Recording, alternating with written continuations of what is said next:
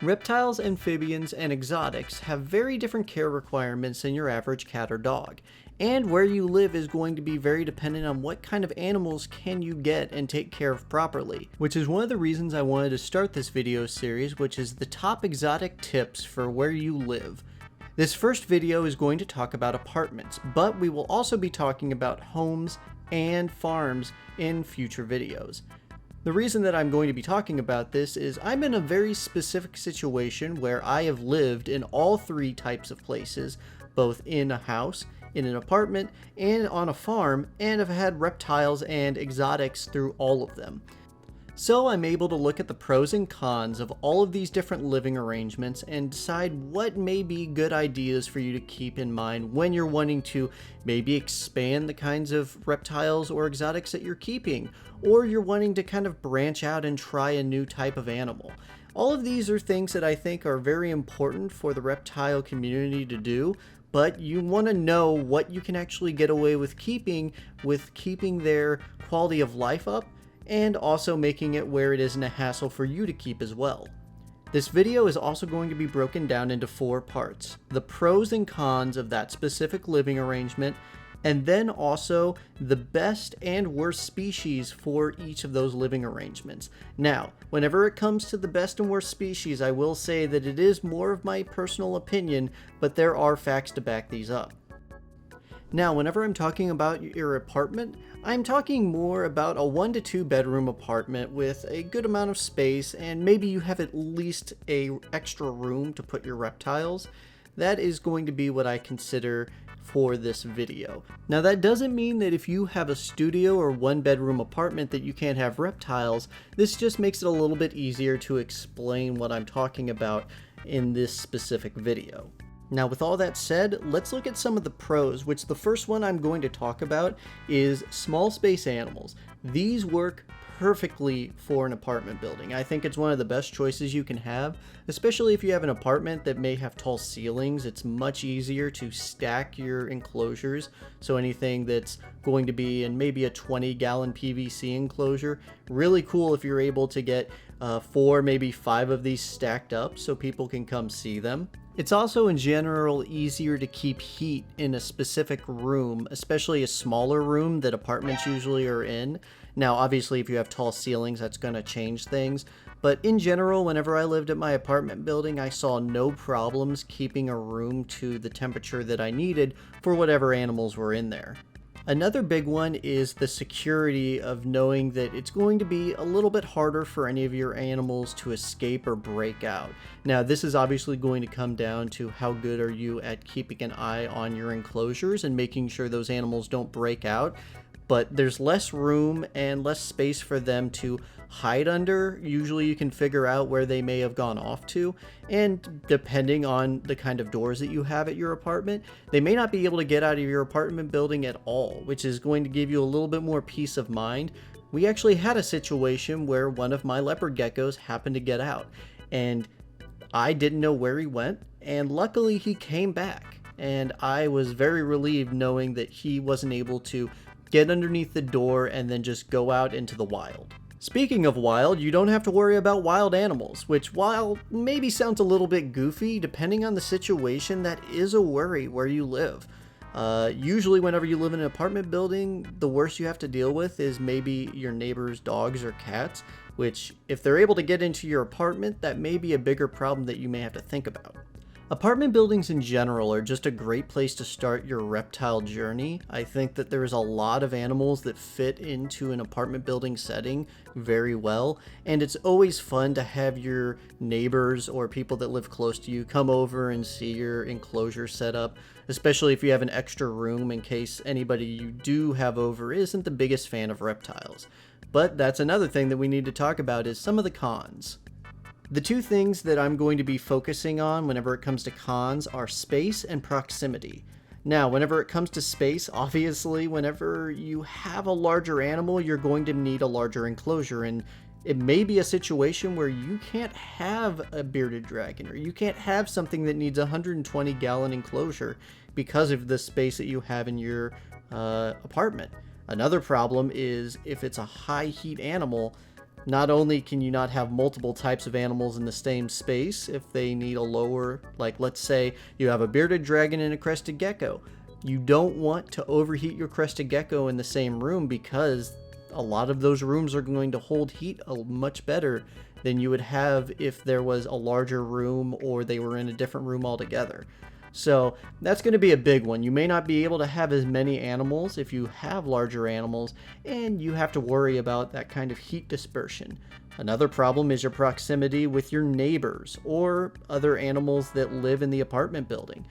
Neighbors may have to deal with the smells, the sounds, and other things that your reptiles may produce. And that's going to be a problem whenever you're living. And hey, you may have the problem of your apartment may not let you have exotics at all. If they do happen to let you have exotics, I would definitely check with management and see what they're willing to let you have, because if you get a very large snake and they notice that, they may in the future write that in where people can't have those size snakes and they may try to have you move out.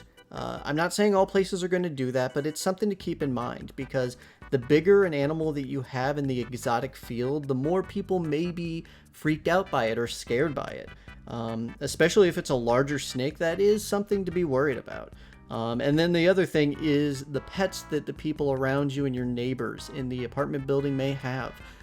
Smaller dogs, or just in general any kind of terrier. If you have smaller reptiles, you may want to be careful of having your neighbors over. And then there's other things in general that you may not want to let your reptile walk around with you or take it out into a main hallway. You may want to keep them just in your apartment as it is.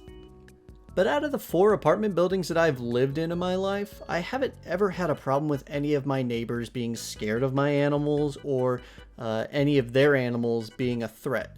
But you want to keep that stuff in mind, because it only takes one bad experience for your animal to be in a dangerous situation, or for you to become kind of the problem tenant, which nobody wants to be. And now for my top species, if you're wanting to get your first reptile, or maybe you're expanding your collection. First one, right off the bat, I think nobody's going to disagree. It has to be New Caledonian geckos. And that means crested geckos, gargoyle geckos, any of the New Caledonians I think are a great choice. They're a low heat, low maintenance critter. And whenever it comes to the enclosures they have to have, you don't really need that much space. The max you'll ever get is maybe a 40-gallon for a larger New Caledonian. But overall, they're pretty reasonable to keep. They're a good centerpiece. I always had people come in and see my bioactive enclosures. They loved seeing the plants and then these small little geckos that I could get out quickly, show them, and then put right back in. I think crested geckos, being one of the best animals that you can have as a pet in general, are also one of the best choices if you live in an apartment building. Another one are actual terrestrial geckos. So I'm talking about your fat-tailed geckos, your leopard geckos, anybody that falls into more of a 20-gallon longways, I would say are a great choice. They're usually also low heat and low maintenance, though you may need some kind of heat for them. So I would check that out. It really depends on the species. They're also very low maintenance and they're very easy to handle, especially if you have younger family members that come over, or just maybe you have a neighbor that has a kid that wants to check out your reptiles. I think whenever it comes to not having a flighty animal, any of the terrestrial geckos I've had a really good experience with.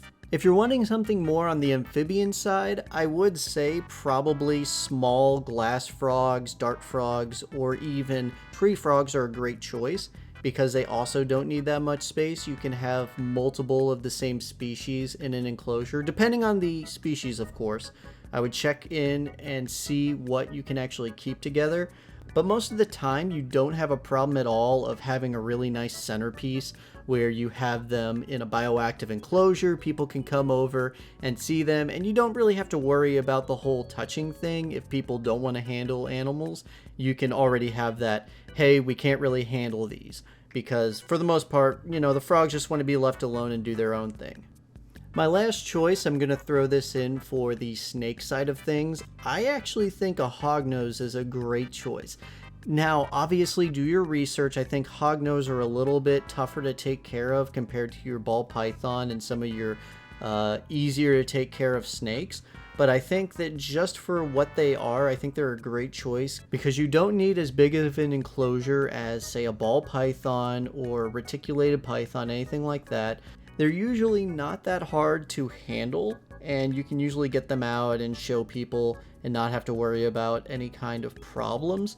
But it's going to depend. I've just started taking care of hognose, and I see them as a really good choice. But like I said, this is something that you need to do your own research, decide what's best for your apartment, and then go from there. But I'm going to talk about some very specific animals that I don't recommend. I've gone through some of these problems, and they aren't the best choices if you are a new keeper in an apartment building. And to start off this part of the video, I'm going to talk about high heat species. That means your bearded dragons, your euros, and other very high heat reptiles. You don't want to keep these in an apartment building, in my opinion. Now, I have a bearded dragon that I've had through all 4 of my apartments. He's done great, but it is a problem that I have to keep his heat very high, and I've been in small apartments where it makes it a lot tougher to stay in that room because the heat just collates, and you have a lot tougher time keeping any other animals or even just staying in there because of how warm it is, especially if it's your bedroom. That's something to keep in mind. And then there's the fire hazard side of things. If you have higher wattage, you're always going to have a higher chance of any kind of fire.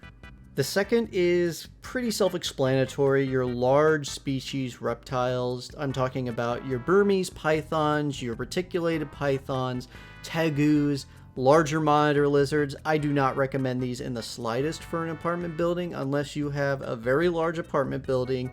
You know the people around you are fine with these large animals. It's something to take into consideration that it's probably not a great choice unless you're a very experienced handler and maybe you've worked with these guys before with other people. I don't recommend any of these animals as your first reptile though. But any large species is going to be tougher to take care of. You're going to need more space, and apartment buildings just really aren't built for that. Now, my third group of species that I don't recommend to keep if you want to get into exotics are any species that are very shy. So your red-eyed crocodile, skinks, and then other species that just really want to be left alone and they aren't that outgoing. I don't think that it's a great place. Now, this depends on your apartment building. If you live in a very quiet, neighborly apartment building, there's not that much to worry about. But I lived in an apartment building in a busy city, and it was very loud most nights, and it was very busy. The walls were very thin, and you had a lot of noise coming through. So for your shyer species or species that get more stressed out easier, I don't recommend those. And just remember, this is just some tips that I recommend whenever you're planning on getting your first couple of reptiles or you're expanding into maybe breeding or anything like that. I just have noticed this from living in an apartment building that these are things that are going to help you. And if you have any recommendations that I haven't brought up, put them in the comments. I'd love to hear. Also, don't forget to like and subscribe. Really helps me get an idea of if people want to see more videos like this. And if there are any other types of living arrangements that aren't the 3 that I talked about, I would really like to hear it, and maybe I can bring that up in a future video. Either way, thanks for listening, and you have a good one.